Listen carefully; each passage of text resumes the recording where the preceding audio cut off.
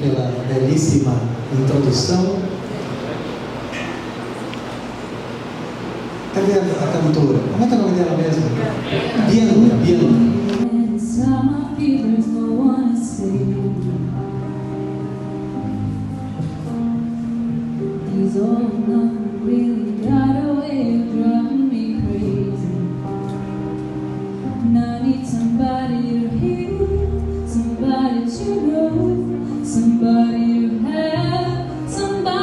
Nossa, que maravilha poder ver a abertura do evento de TI com arte, com música. Eu acho que no fim das contas eu vou acabar falando um pouco sobre isso também, então até corro o risco de me adiantar. Quem aqui já assistiu alguma palestra minha? Tá, então vocês já sabem como é que é o esquema, né? Eu uso os slides para eu não me perder naquilo que eu vou falar, porque a minha tendência realmente é falar demais. Mas o que eu vou tentar fazer, eu não quero falar muito tempo, porque eu quero deixar bastante espaço para a gente poder conversar também, tá? Eu agradeço muito a professora Sinara, Damares, e agradecendo elas, todo o pessoal da organização, os patrocinadores também. Eu sei o quanto que é difícil e estressante organizar um evento. Eu já organizei vários, e eu sei também, estava falando para a Damares, que terminou o evento, a gente só quer dormir por uns 3 dias, mas depois que a gente acorda, a gente já fica louco para que venha o próximo. É meio passa a ressaca, é meio viciante. É que um evento é que nem uma cachaça ruim. A gente fica 3 dias depois de ressaca, mas depois passa e a gente quer beber de novo. Pensa que o Linux Professional Institute é uma empresa que vende certificados, não é isso. O Linux Professional Institute é uma instituição sem fins lucrativos, cujo objetivo é promover o mercado de tecnologia de uma forma justa através do uso de tecnologias livres e fazendo isso através da melhoria dos profissionais que trabalham nessas áreas.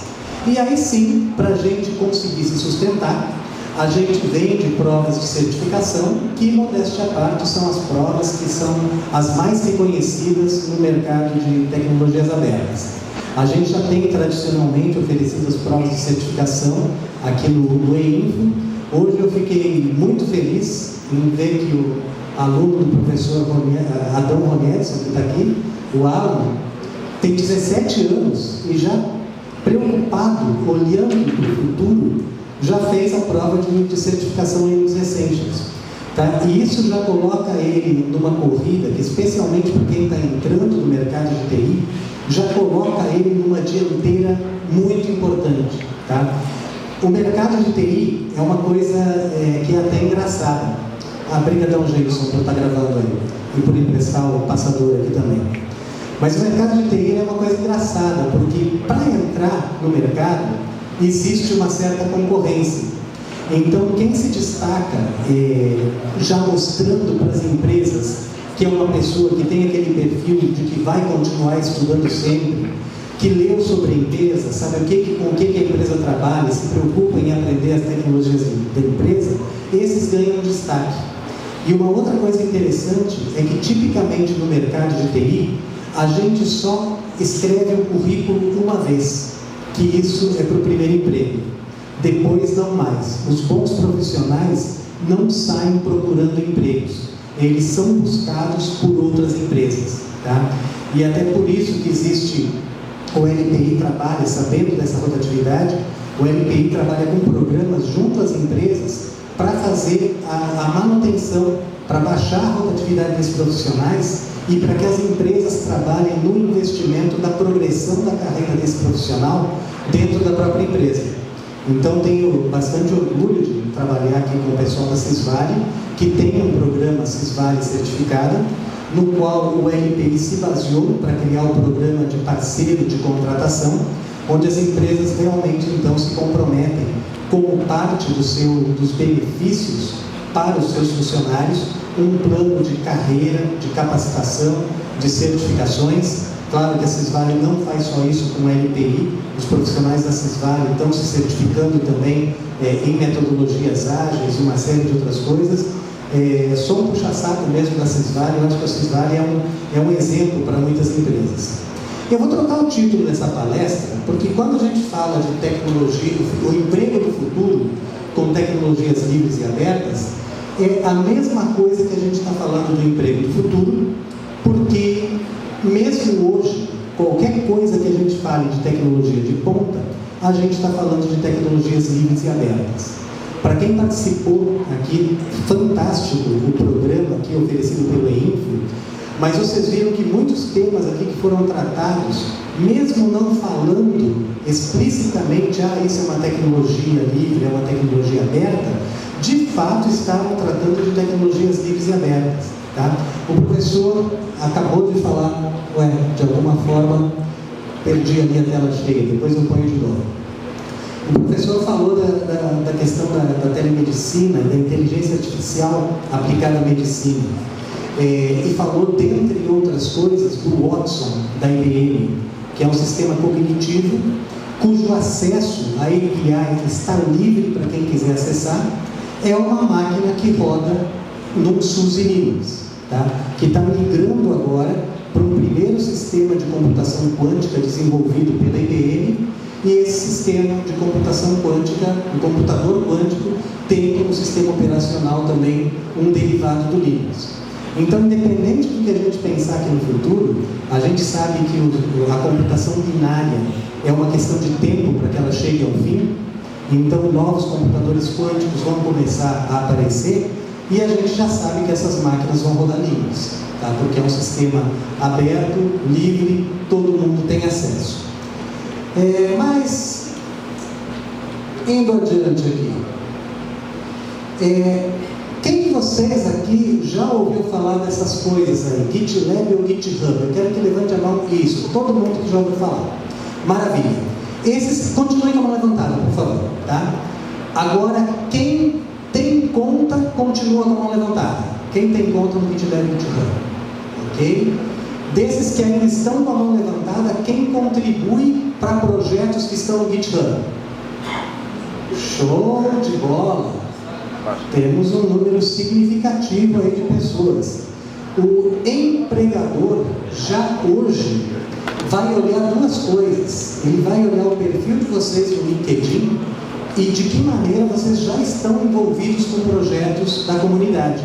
E esses são dois dos principais repositórios aí onde vocês contribuem com projetos da comunidade. O pessoal da Cisvale vai estar oferecendo agora no dia 11 um Hacktoberfest, que é só para acabar da peste. Então, mas vai ser nesse sábado, e quem não teve experiência aí com GitLab e GitHub, entre em contato com o pessoal. O endereço é cisvale.com, cisvale com Y, cisvale.com/hop, H-O-P, de Hacktoberfest, tá? Eu sempre gosto assim. Bom, outra coisa que eu tenho que falar também é o seguinte: vocês, eu acho que de uma forma geral aqui no Vale de São Francisco, muitos de vocês já acabaram assistindo palestra minha, então vocês nunca querem alguma palestra que eu já tenha feito, sempre pedem palestra nova. Então, dessa vez eu queria agradecer a professora Sinara pela provocação de colocar essa coisa do emprego do futuro dentro dessa temática da indústria 4.0, da quarta revolução industrial, que se vocês ainda não leram a respeito sobre isso, vale muito a pena ler. Tem muito livro escrito, tem um principal que foi feito pelas Nações Unidas. Então, se vocês procurarem quarta revolução industrial, Nações Unidas, vocês vão cair direto nesse livro, que é o livro seminal dessa história. Mas tem palestras no TED também, e a gente está falando de um futuro que não é tão futuro assim, onde a gente já está integrando as tecnologias digitais com tecnologias humanas, tecnologias biológicas, tá? Não é mais só TI. E é importante essa coisa de não ser mais só TI, é uma coisa que eu vou ainda provavelmente falar mais um pouco, mas para mim é muito significativo quando a gente traz na abertura com música para um evento de TI, porque a gente está... uma das coisas que mais vão pegar no futuro daqui para frente é essa questão da arte, do entretenimento. sabe? Porque, bom, eu já estou avançando nos meus assuntos, então vou segurar um pouco que eu vou ter um slide sobre isso. Mas, quando eu penso assim sobre a história, assim, de como que a gente vai pensar o futuro, eu sou extremamente fã do Lewis Carroll, que escreveu Alice no País das Maravilhas, Alice através do Espelho, A Caça ao Turbante. E no Alice no País das Maravilhas tem uma passagem, tem uma tradução fantástica do Jorge Furtado, da Alice Kirkland, em português, onde a Alice chega e encontra, já está lá no País das Maravilhas, aí ela encontra o gato que ri, ela está perdida, ela quer sair de lá e ela pergunta para o gato, me diga como sair daqui. Aí o gato pergunta para ela, tu quer sair daqui para onde? Ela fala, qualquer lugar, eu só quero sair daqui. Aí o gato fala, bom, se tu quer ir para qualquer lugar, qualquer caminho serve, não preciso te indicar nenhum. Tá? Então, outra coisa, voltando à nossa área de TI, é fato de que tecnologias que a gente está usando hoje não existiam há 5 anos atrás. Alunos que estão se formando hoje não tiveram chance de aprender na universidade tecnologias que surgiram nesse período, a não ser que foram atrás disso por conta própria. Tá? E, de novo, a faculdade, a universidade não é para ser aquela coisa que vai estar antenada nos últimos dos últimos que ficam no mercado, senão a faculdade sequer vai conseguir montar um curso. A faculdade é justamente para te ajudar a aprender, para te dar uma base para ir atrás das coisas, não só depois que tu sai da faculdade, mas enquanto está na faculdade também. Então, nessa questão assim de a gente pensar o que é o futuro, eu peguei uma referência, que é esse livro chamado Trekonomics. O autor dele é o Manu Saadia, e ele escreveu esse livro como um trabalho de doutorado dele, imaginando o futuro, se o futuro do Jornada nas Estrelas fosse possível. Por isso o nome Trekonomics.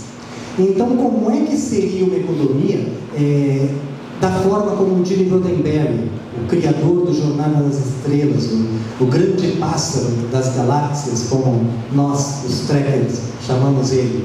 Como é que seria esse futuro onde a economia não é mais baseada na escassez, mas baseada na abundância? No Jornada nas Estrelas, para quem é fã da série, já sabe, para quem não é, eu estou contando agora, existe uma máquina chamada Replicator, o replicador, que as pessoas chegam e pedem comida, água, chá, tea, Earl Grey, hot, e a máquina oferece. Pedem uniforme, a máquina oferece. Aí o médico, vale a pena nesse ponto assistir Star Trek Voyager, que o médico é um holograma com inteligência artificial, ele precisa fazer a substituição de um órgão, não precisa de alguém que doe. Ele pega o material genético da pessoa que está com problema naquele órgão e imprime um replicador um outro órgão para aquela pessoa. Aí vocês pensam assim, pô, baita viagem. Mas aí, se a gente for ver algumas coisas que já existem hoje, essa apresentação também vai ficar com vocês, tá? Então os links que eu estou colocando aí, eu recomendo que vocês acessem. Mas isso já são impressoras de comida que já existem hoje, tá? Dá para comprar. Cursos de culinária e restaurantes assim, inovadores, já estão usando isso. Mas assim como as impressoras 3D foram barateando o custo, essas impressoras de comida 3D também vão baratear o custo, a ponto da gente poder imprimir brócolis ou rúcula de uma forma mais agradável para aquele guri chato que não quer comer verdura. Tá? Vamos ver. Isso daqui já existe, só precisa baixar o custo para a gente ter uma dessas para fazer umas papinhas bacanas para os nossos filhos em casa. Esse daqui, como a gente come, né, a gente vai precisar certamente fazer um cocô e xixi, e de preferência mais do que uma vez por dia, não como que é o nosso, sei lá, né, botaram nele. Ainda bem que aqui no Nordeste não. Nossa, como eu amo vocês. Mas aqui está o Bill Gates falando dessa máquina aí, que é o Genic Omniprocessor, que é uma máquina que pega xixi, cocô, transforma em água potável, energia e adubo. E para quem assistir esse filme aí até o final, vai ter a oportunidade de ver o Bill Gates sorrindo, bebendo água que veio de cocô e xixi. É lindo. Opa, mais um adiante. E aqui está um exemplo aí de uma impressora que já imprime hoje pâncreas. Tá? Tem uma palestra no TED, inclusive, falando sobre essa impressora aí.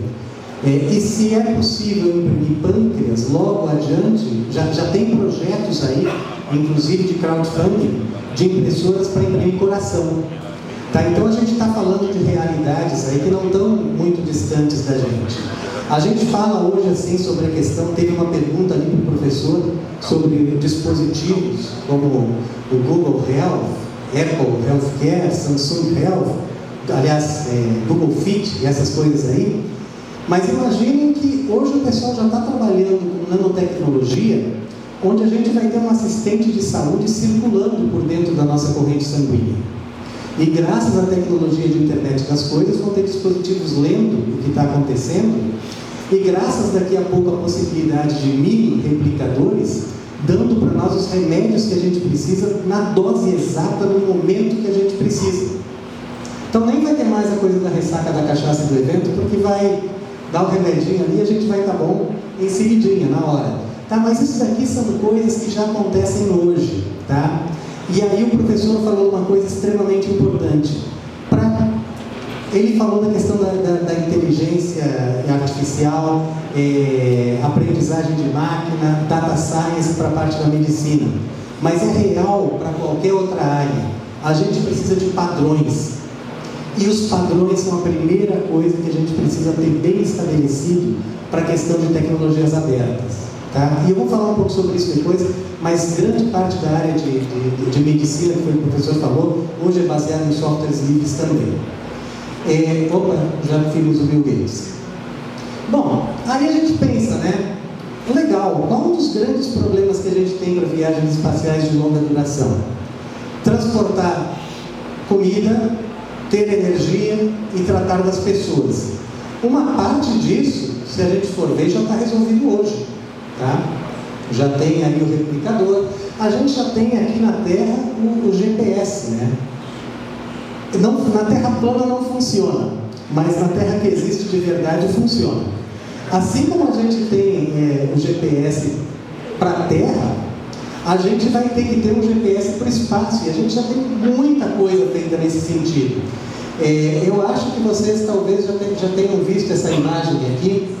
Essa é a Kate Bauman, e ali ela está mostrando como ela renderizou uma imagem de um buraco negro. Isso daqui tomou conta da internet agora em abril desse ano. Tá? E ela, para renderizar esse buraco negro, usando dados coletados por centenas de radiotelescópios, ela usou uma linguagem chamada Python, várias bibliotecas de geração de imagens que rodam debaixo do Python, e um software que vem por padrão na distribuição Linux que a maioria de vocês instala, que é o ImageMagick. Tá? Quando a gente for trabalhar com a questão de imagens espaciais, a gente vai precisar, nós não queremos fazer com que a nossa nave espacial caia num buraco negro, porque a gente sabe que do buraco negro nem a luz escapa. Mas aí a gente vai lá para a questão das viagens espaciais, e aí vocês conhecem essa imagem aí, super recente também? Furacão Dorian, exatamente. Furacão Dorian, que o presidente Trump, tomara que sofra impeachment, porque aí ele passa a ser o amigo imaginário do presidente Bolsonaro.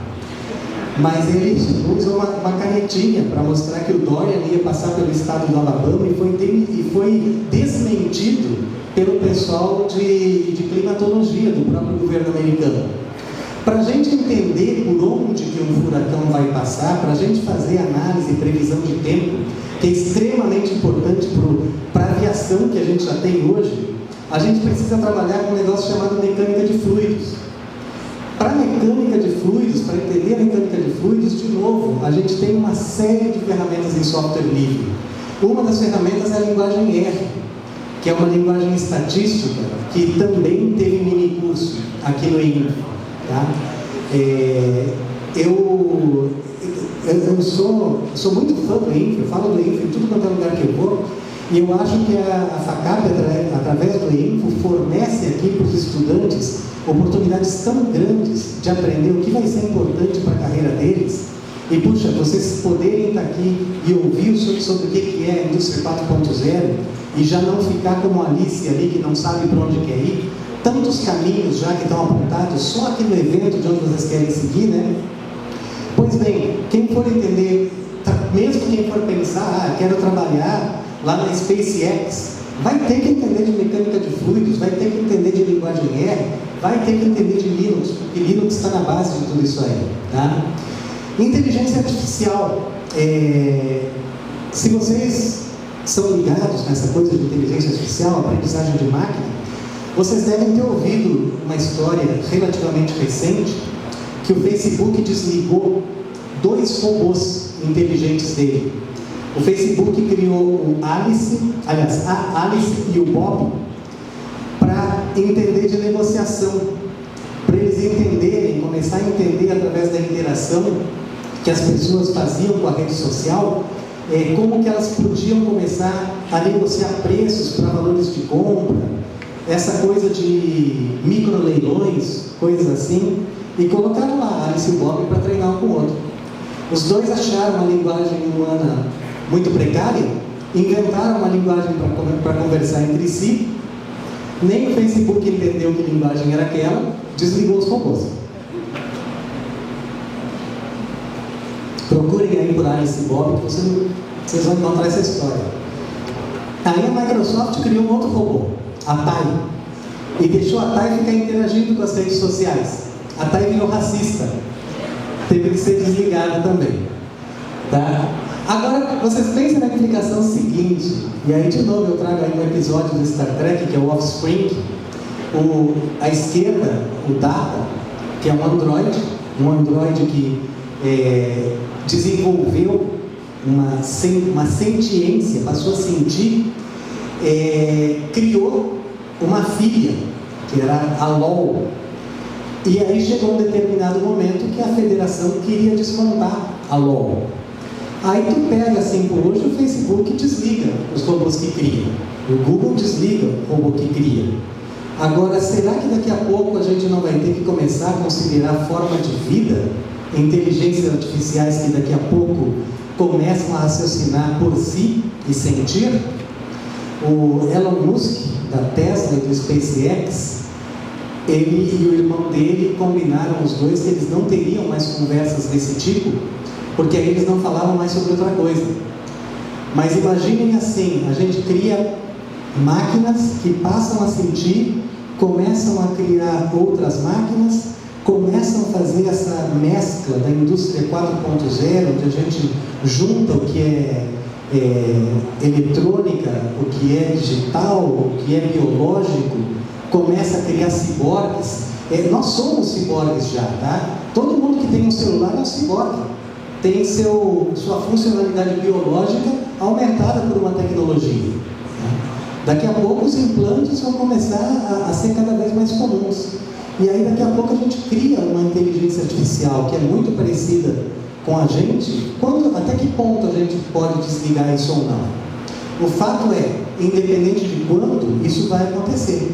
E já falei para vocês, a tecnologia na qual isso é baseada já está aí disponível para a gente aprender. Não é só o Watson da IBM. Grandes empresas aí como o Google, a Microsoft, a Amazon já criaram APIs para os seus robôs de inteligência artificial, que por enquanto a maior parte das pessoas está usando só como chatbot. Tá? E para essa questão também de diagnósticos, não tem só diagnóstico clínico médico, já estão começando a experimentar com psicólogos artificiais também. E aí aquela coisa que o professor colocou, né? Vai acontecer? Vai. É um desafio para a gente pensar nisso, para fazer com que essas coisas funcionem em favor do ser humano. Aí tem a outra questão, o quanto que a gente vai se sentir confortável em estar interagindo com máquinas que são tão parecidas com a gente. Procurem também pela internet um negócio chamado Vale do Desconforto. Isso aqui é um pedaço de um programa, tem 1 ano e meio, talvez 2 anos, o Jimmy Fallon, apresentador, sendo apresentado para vários robôs. O vídeo vai continuar, não vou chegar a passar. Até deixa eu ver se eu consigo ele mais direto no final. Não sei porque ele deveria ter ido mais ou menos por 4 minutos. Ele começa a interagir com uma robô chamada Sofia. E ele fica, tá aí a robô, ele fica visivelmente desconfortável de estar falando com uma inteligência, com uma máquina que parece humano, mas que não é. Sabe? Então nós vamos querer robôs tipo Data, tipo a Sofia, ou a gente vai preferir robôs como o R2-D2?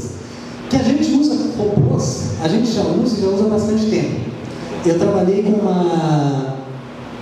eu conheci uma empresa chamada iRobô. A dona da empresa é uma mulher chamada Ellen Greener. Ellen Greener, ela apresentou em 2001, num evento que eu participei chamado Annual Linux Showcase, em Oakland, na Califórnia. E ela apresentou lá uma série de robôs que já eram utilizados para conserto de cabos de fibra óptica suboceânicos, plataformas de petróleo, e os robôs existiam justamente para ir em lugares que humanos não podiam ir, para desarmar bombas também e tal. E aí na época eu lembro que alguém perguntou para ela por que ela usava Linux nos robôs e não Windows.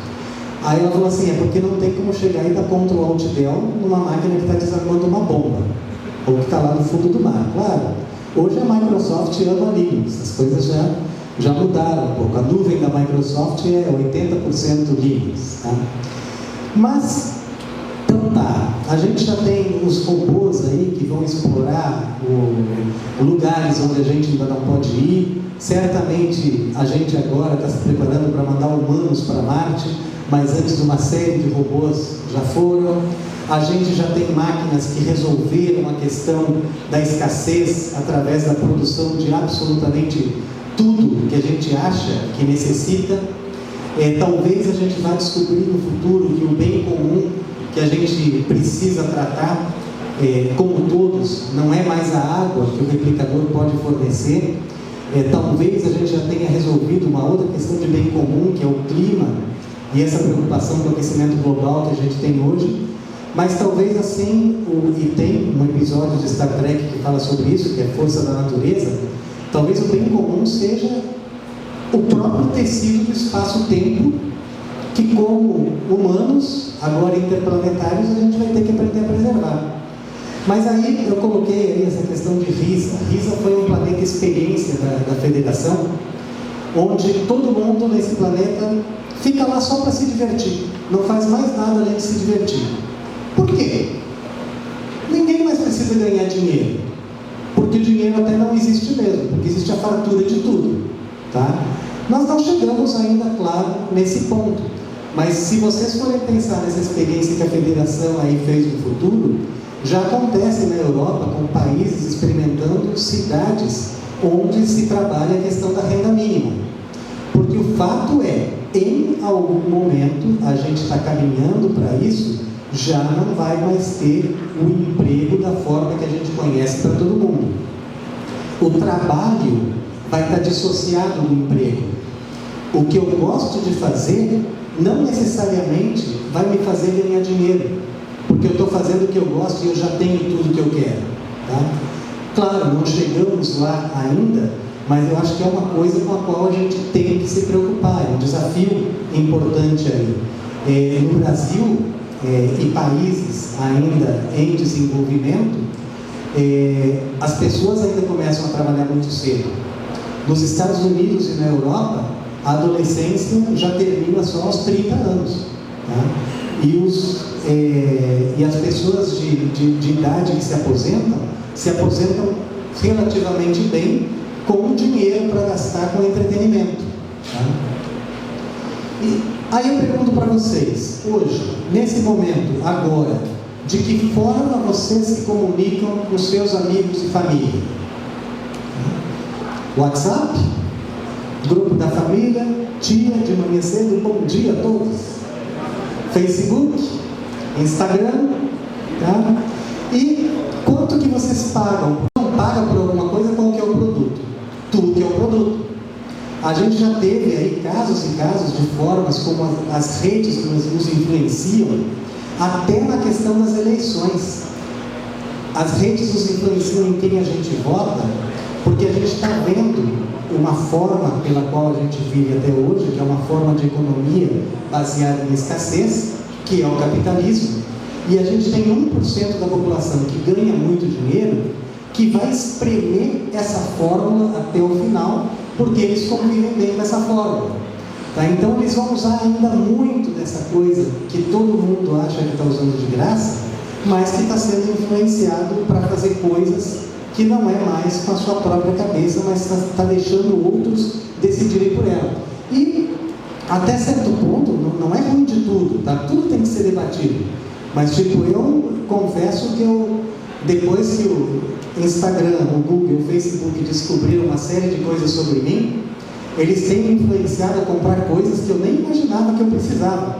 Mas quando eu olho, aquilo vira uma necessidade absolutamente imediata. E eu descobri que eu tenho um fetiche por fone de ouvido. Eu e as redes sociais. Eu devo ter uns 30 em casa. Baratinho, bonitinho, não sei o que, eu compro. Minhas filhas adoram porque elas vão herdando tudo isso. Tá? Mas então, eu recomendo então para que quem quer começar a pensar como é que eu vou ganhar dinheiro enquanto o dinheiro ainda existe, que procurem onde as grandes empresas de hoje estão investindo dinheiro. Tá? Claro, existe muita coisa que está surgindo aí de empresa nova e disruptiva, mas ainda são, as coisas novas e disruptivas ainda levam tempo para tomar um devido espaço no mercado. É importante sim, movimentos de startup, de inovação e tudo mais, mas é aquela coisa de a gente subir nos ombros dos gigantes. Quanto mais a gente tem repertório, mais a gente sabe o quanto que os outros estão fazendo, mais possibilidade a gente tem de criar uma coisa nova. Eu gosto muito de mitologia grega. Tem a história de Zeus com Mnemosyne. Zeus, o deus dos deuses, a potência numa forma de Deus, e Mnemosyne toda a memória de tudo que aconteceu no universo, todo o repertório. E Zeus tinha uma certa tara por Mnemosyne. Aí um dia ele crau a Mnemosyne teve as 9 musas inspiradoras.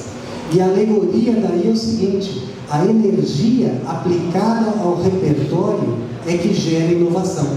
Tá? Então é importante a gente construir o nosso repertório.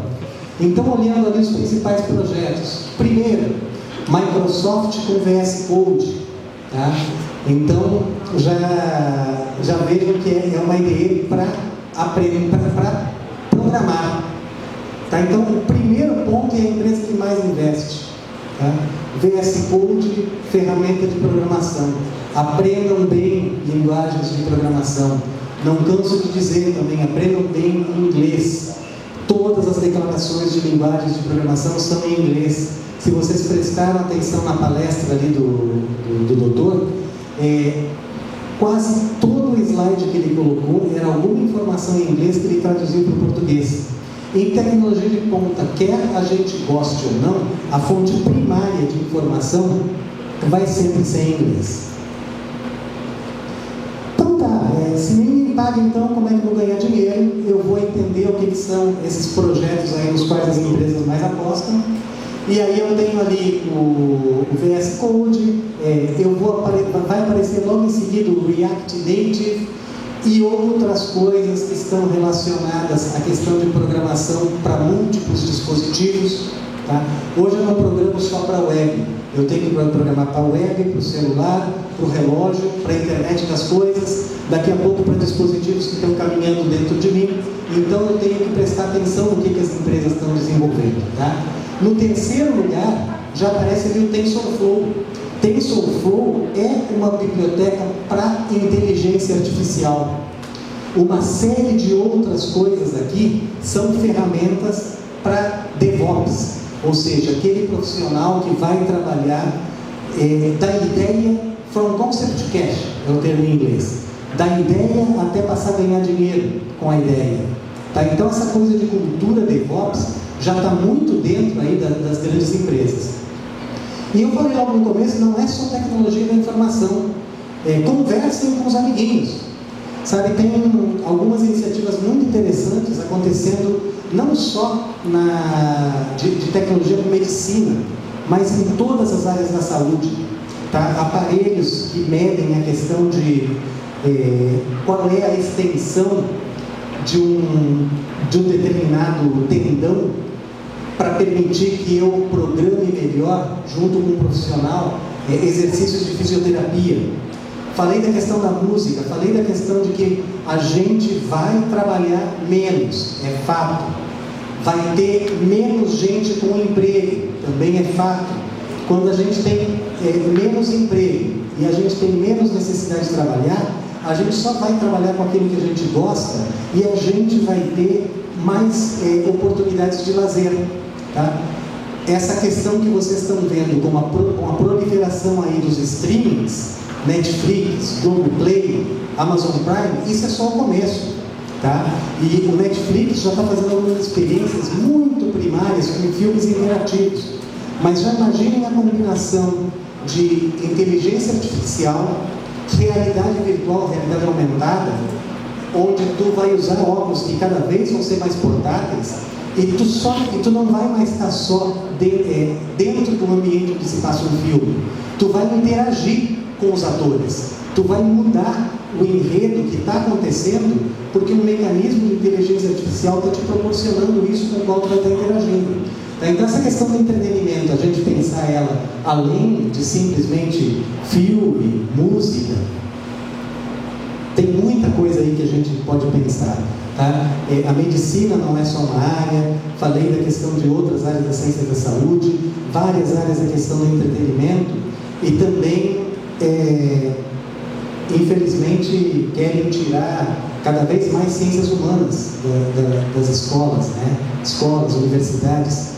Mas, de novo, voltando à questão da ficção científica, recomendo vocês que leiam um livro chamado Uma Trilogia, do Isaac Asimov, um dos maiores autores de ficção científica, chama Fundação.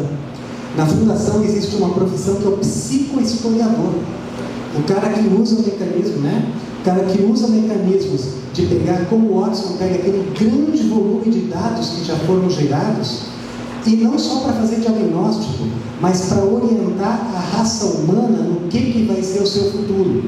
Tá? Então, entender história, entender filosofia, também faz parte da vida de um profissional da área de TI. Quem pensa que é só ciências exatas, esquece. Lá em 2001, o pessoal que estava dizendo que a gente estava fazendo tudo errado na área de desenvolvimento de software, já falou, pessoas e suas interações são mais importantes do que processos e ferramentas. Bom, sobre o que o LPI faz então? O LPI oferece programas de estudo que a pessoa então, se quiser, no final do programa de estudo, fazer uma certificação, a gente oferece as melhores certificações do mercado. Tá? Então, para quem ainda não nos conhece e para quem quer entrar nesse mundo, onde hoje tudo que é tecnologia de ponta é software livre, eu recomendo que vocês acessem o wiki.lpi.org, olhem para os tópicos que a gente tem das nossas provas de certificação. Tá? Se vocês estudarem para aqueles tópicos, já é uma grande coisa, já vai ser um bom diferencial no mercado de trabalho.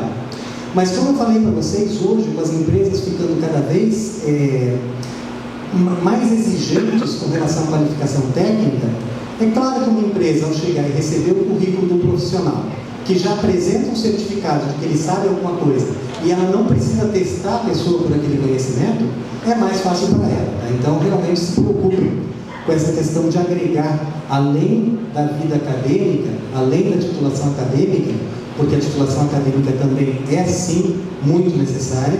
Eu acho que já estão acontecendo aí várias iniciativas de pensar até o formato da sala de aula, né, professora?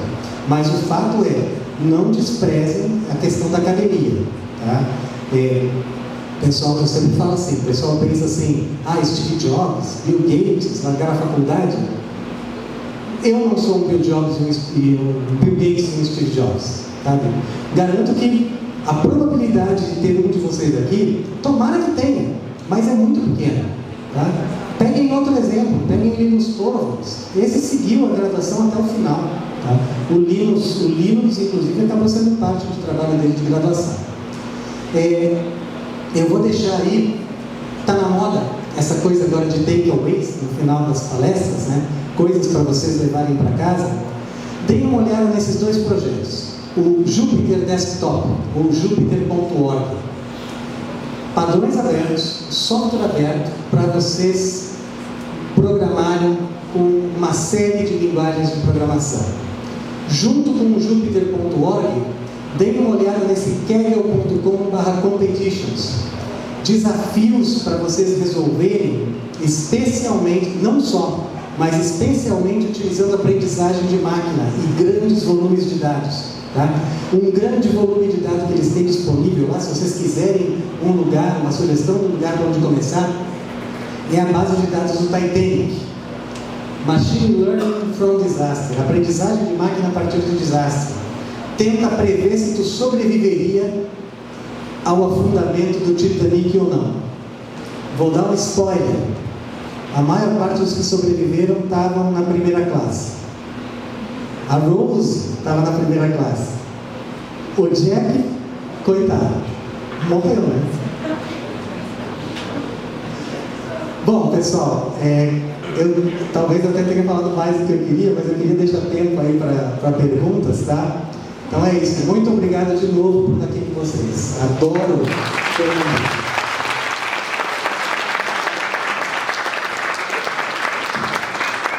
Temos agora 10 minutos para perguntas. Quanto? 10 minutos?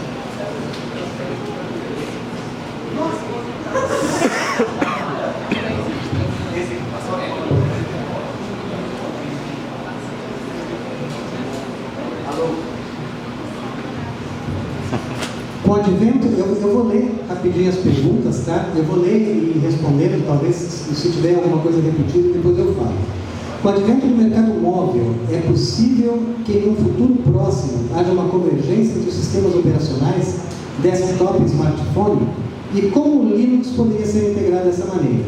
Bom, a convergência já está acontecendo, tá? Independente de a gente ter vários sabores aí nos dispositivos móveis, a Huawei, graças ao boicote do Trump, acabou de lançar mais uma versão do sistema operacional e também é baseado no Linux. Tá? A nuvem toda já está convergindo para o Linux. O último bastião também de resistência com relação aos sistemas operacionais, que era a Microsoft, já tem Windows 10, hoje já roda o Bash Shell, e a Microsoft já aventou a possibilidade de usar o kernel Linux nas próximas versões do Windows, e de daqui a pouco ela ter a sua própria distribuição Linux também para atender a sua base de clientes. Tá? Então, essa convergência já é real, já está acontecendo. Se a gente pega não só dispositivos móveis, mas dispositivos onde tu tem que rodar sistemas embarcados, onde o Linux tem que ter um tamanho mínimo, contando uma historinha rapidinha, minha filha está se formando em engenharia elétrica e ela trabalhou. Quando ela era pequena, ela reclamava que em casa ela tinha que usar o Linux genérico, porque só tinha o Picos, o Mario Kart genérico, porque só tinha o TuxKart. Aí ela foi na faculdade, já conhecia Linux, foi um diferencial para ela conseguir bolsas de estudo. Ela foi fazer o estágio obrigatório na ThyssenKrupp. O namorado dela, que trabalha com uma aviônica embarcada também com Linux, foi chamado para trabalhar numa empresa na Holanda. Quando ele contou que a namorada trabalhava com Linux embarcado, falaram para ela, não, traz ela junto. Tá? Então a minha filha está indo para a Holanda agora, no final desse ano. Tá? Então a convergência vai desde aí, de dispositivos mínimos até grandes coisas que rodam na nuvem, até computação quântica. Tá? Então, de fato, essa convergência já está aí. Atualmente, grande parte da sociedade brasileira, primeiro, possui um certo preconceito quando o assunto é a respeito de software livre. Na sua opinião, como será possível mudar esse paradigma? Ou, infelizmente, a grande parte da sociedade brasileira votou no Bolsonaro. Meu avô já dizia, se a gente fosse confiar em grandes seres vivos que optam por alguma coisa, tem muita mosca e muita barata. Então, merda deve ser uma delícia. Então, assim, a gente tem que ter cuidado quando a gente fala da grande sociedade brasileira e o que acontece de fato na indústria e no mercado. A sociedade brasileira, infelizmente, está passando por um processo de manipulação, em parte via as redes sociais, onde é interesse dos grandes grupos econômicos em emburrecer a sociedade brasileira. Tá? Enquanto vocês veem empresas como Facebook, Google, Microsoft apostando no software livre, vocês veem esse ranço aí da sociedade brasileira. Tá? Não é toda a sociedade brasileira, não. Eu trabalho com grandes empresas, já faz 3 anos que eu estou no Linux Professional Institute, e eu só vejo o software livre crescer mais e mais e mais. Tá? E se esse ranço existe, não adianta de nada, porque o fato está posto, só tecnologias livres já dominaram. Como previsto na legislação, um computador não pode ser comercializado sem sistema operacional, assim como a legislação não permite a prática conhecida como a venda casada. Como seria possível o Linux competir com o Microsoft nesse mercado onde a Microsoft já domina? Bom, algumas empresas, inclusive startups como a Avel, já estão oferecendo essa opção. Agora, o desktop, do jeito que a gente conhece, está com os dias contados. Tá? Se vocês olharem as estatísticas aí de quaisquer grandes sites, eles são muito mais acessados por dispositivos móveis do que desktop. E além disso, num desktop, mesmo que tu tenha Windows, a instalação do Internet Explorer, que é proprietário, está caindo cada vez mais. O pessoal não usa o Windows. O pessoal usa o Google Chrome ou o Firefox para acessar dispositivos que estão na internet. Tá? Então, assim, é o tipo da coisa assim que, independente do que está previsto na legislação, ou essa coisa, hoje não existe mais uma preocupação assim, de competir no mercado de desktop. As empresas que trabalham com software livre, de verdade, estão um pouco se lixando para o desktop. Eles querem que o cara tenha um navegador. O que ele quiser usar de sistema operacional não interessa. No mercado de tecnologia existem vários postos de emprego, porém uma pequena parcela dos profissionais do ramo não possui conhecimentos ou habilidades com software livre. Lembra que eu falei de um esforço? Cara, parece teoria da conspiração, não é? Mas se vocês derem uma olhada eu acho que é até interessante isso, porque eu acho que o melhor jornalismo que está sendo feito no Brasil hoje é por um gringo que optou por viver aqui, que foi o mesmo cara que foi contra todo o status quo americano ao aceitar as denúncias do Snowden. Tá? E o cara fez a mesma coisa com relação ao que está acontecendo na política brasileira. E aí vocês pegam, assim, procurem no site do internet, no site do Intercept na internet, como funciona o projeto Atlas e o financiamento de influencers como Kim Kataguiri, Mamãe Falei. Tá? Então, essa coisa assim de profissionais que não possuem conhecimentos e habilidades de software livre, há realmente um esforço que a população continue burra para que a gente só seja empurrador de blocos e que seja escravo de uma indústria que está fora do Brasil. Tá? E, felizmente, para uma boa parte de profissionais brasileiros que estão antenados, esses profissionais hoje estão até tentando melhorar o ensino no Brasil de TI, morando fora do Brasil, se valendo do que eles ganham lá fora para tentar melhorar as nossas condições aqui dentro. Tá? O professor Gondim talvez possa até falar um pouco sobre isso que acontece na Europa. Tá? Bom, mas continuando, eu interrompi a pergunta pela metade. Em situações como essas, muitos profissionais podem perder suas vagas. De fato, suas vagas de emprego. Então, como podemos fazer com que a sociedade enxergue o software livre com bons olhos e passe a trabalhar com tais ferramentas? A sociedade não tem que enxergar só o software livre com os bons olhos. A sociedade tem que enxergar a sua própria liberdade com bons olhos. e não ficar aprisionada a esse cerco que estão nos colocando, onde nos dizem que, começando com menino veste azul, menina veste rosa.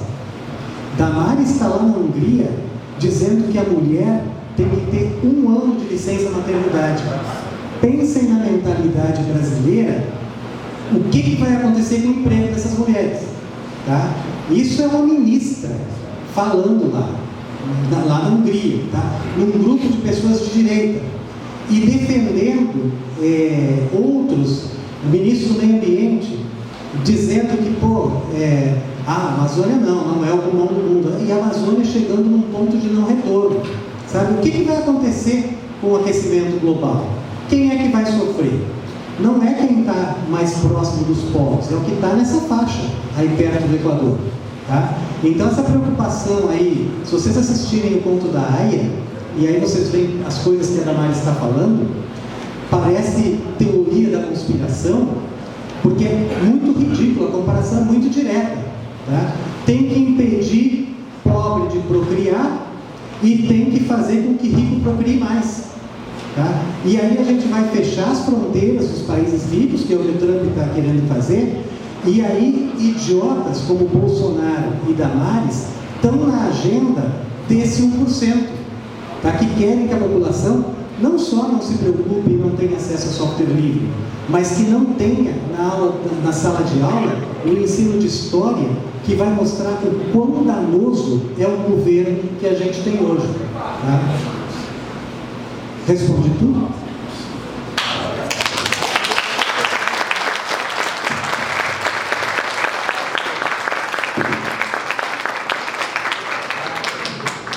Boa noite aí, César. Boa noite aí. E parabéns aí por todos esses esclarecimentos. É assim, também é uma coisa e também em relação à nossa comunidade académica. Pela sua experiência, por todo esse tempo de vida com software livre e com distribuições de Linux, se fosse falar aqui para a plateia para perguntar o seguinte: ok, todo mundo conhece aí software proprietário, qual seria, no seu entender, a melhor distribuição para aprendizado dos nossos alunos em termos de distribuições de Linux? Qual seria a distribuição ou as distribuições que aconselharia? Hoje, por uma questão de tamanho de comunidade, o Ubuntu, porque é onde tu tem uma comunidade maior e tu tem mais gente para perguntar se tu tem alguma dúvida, né? Agora, para quem vem do ambiente Microsoft e macOS, aí eu recomendo uma distribuição baseada no Ubuntu, que é o Linux Mint, que tem aquele jeitão assim do velho Windows, para quem já está acostumado ali com ele. É isso, gente? Acabou meu tempo? Eu posso ficar aqui o tempo que vocês quiserem. Valeu pra vocês. Acho que o Gondinho está com fome.